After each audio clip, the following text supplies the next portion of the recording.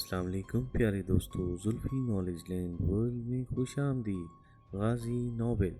दूसरे साथी ने पिस्टल निकाल कर हमें कवर किया और मैंने यशुनत के घर के दरवाजे पर लगी घंटी बजाई। थोड़ी देर बाद यशुनत की बड़ी टीचर लड़की ने दरवाजा खोल कर पूछा। मैंने कहा एक जरूरी काम से यशुनत साहब से मिलना है। वो लड़की गालबन सोई हुई थी, इसलिए बड़बड़ाती हुई अंदर चली गई। इसके थोड़ी देर बाद ही यशुनत धोती संभालता हुआ बाहर आया। मुझे देखकर इसका रंग फक हो गया। वो गुमसुम सवालिया निशान बना खड़ा था। मैंने इसे कहा, देर से आने की माफी चाहता हूँ। अलग सुबह मुझे एक जरूरी काम से आगरा जाना है, इसलिए फाइलें लौटाने आया हूँ। ये कहते कहते मैंने सुर्ख पट्टी वाली फाइल पैकेट से निकाली और यशुनत के हाथ में देते हुए कहा, आपका ताउन हमें बर वक्त मिलता रहे तो आपको हमारी वजह से कोई परेशानी नहीं होगी। ठीक इसी वक्त फ्लैश लाइट चमकी। यशुनत के मुंह से बेख्तियार चीख निकली और वो उछल पड़ा। मैंने यशुनत के कंधे पर हाथ रखकर इसे दिलासा दिया। वो बार बार मेरे कैमरे वाले साथी की जानिब इशारा कर रहा था, जो तस्वीर उतारते ही तेज कदमों से सड़क की तरफ चल दिया था और सिर्फ इसका साया ही दिखाई दे रहा था। मैंने दूसरी फाइल और पैकेट को यशुनत के हाथ में देते हुए कहा,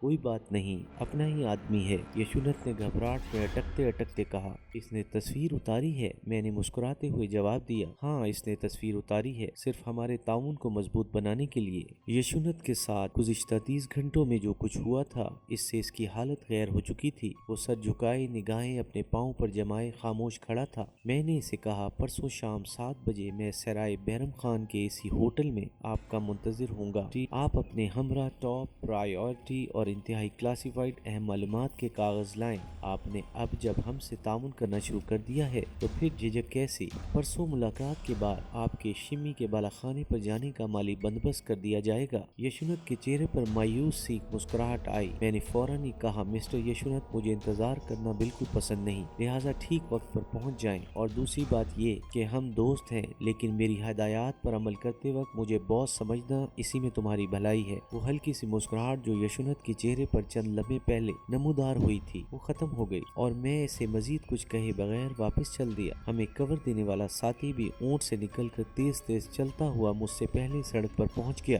कुछ देर इंतजार के बाद हमें टैक्सी मिल गई। साथियों को इनके घर के करीब उतार कर मैंने लोधी होटल के करीब टैक्सी को फारिग कर दिया और टहलते हुए होटल जा पहुंचा। अपने मिशन में कामयाबी के बाद मेरी सारी बेचैनी और थकन दूर हो चुकी थी। होटल लाउंज में कुछ देर बैठने के बाद मैं अपने कमरे में चला आया और मिशन में कामयाबी के बाद इसके तसलसल और राब्ते को मुख्तलिफ ज़राए के मुतल्लिक सोचता हुआ सो गया। अगली रोज सुबह ही मैं अपने साथियों के घर चला गया और वायरलेस पर कोड पैगाम लाहौर भेजा कि इस बार 2 कैरियर्स को भेजा जाए। आर्मी हेडक्वार्टर्स में राब्ता पैदा कर लिया गया है। अहम कागजात की कापियां भेजनी है। अगर मुमकिन हो तो ऐसा कैमरा भेजा जाए जिससे कागजात की तस्वीर उतारी जा सके। कैमरे के लिए फालतू फिल्में भी खासी तादाद में भेजी जाएं। ये पैगाम भेजने के बाद मैंने खाकरूबों के पीछे लगाए हुए दोनों साथियों से कहा कि अब जबकि यशुनत हमें सिर्फ कॉपिंग ऑफिस में मौजूद कागजात मुहैया कर सकता है, जबकि हेडक्वार्टर्स में जनरल और दूसरे सीनियर अफसरान के कमरों तक इसकी रसाई नहीं। वहाँ सिर्फ खाकरूब ही दफ्तरी औकात के बाद सफाई के लिए जाते हैं और इनके जरिए ही इनके लिखे हुए नोट, जिन्हें वो 2-3 टुकड़े करके रद्दी की टोकरी में फेंक देते हैं, हमें ला कर दे सकते हैं। मुझे अचानक ख्याल आया कि हेडक्वार्टर्स में 20 सफाई करने वाले होते हैं। जनरल और दूसरे सीनियर अफसरान के कमरे कौन साफ करता है, इनके मुतल्लिक मालूमात यशुनत ही हमें दे सकता है। लिहाजा पहले यशुनत से इन खाकरूबों के नाम मालूम किए जाएं और फिर इन पर काम किया जाए। दरअसल हालात के बदलने के साथ साथ हमें अपने आइंदा के मंसूबों में भी तब्दीली करना पड़ती थी। यशुनत का ताउन हासिल होने से पहले हम हेडक्वार्टर्स तक रसाई के लिए चारों तरफ हाथ पांव मार रहे थे, लेकिन अब सूरत हाल बदल चुकी थी। अब हमें सही अफराद तक यशुनत पहुंचा सकता था या कम अज कम इनकी निशानदेही कर सकता था। मेरे साथी जान देने को तो हर वक्त तैयार थे, लेकिन ना तो इनकी सोच में गहराई थी और ना ही वो अपने ग्रुप लीडर से इख्तलाफ करते और मशवरे देते थे। शायद ये इनकी ट्रेनिंग और सख्त डिसिप्लिन की वजह से हो। मैंने कई बार इनसे मशवरा करना चाहा, लेकिन वो सिर्फ मेरी हाँ में हाँ मिलाते थे। मैंने वहीं बैठे बैठे फैसला कर लिया कि फिलहाल स्वीपर्स पर काम करने वाले साथी ساتھیوں کو روک دوں۔ میں نے کچھ دیر پہلے ہی ساتھیوں کو سویپرز پر کام کو تیز کرنے کا کہا تھا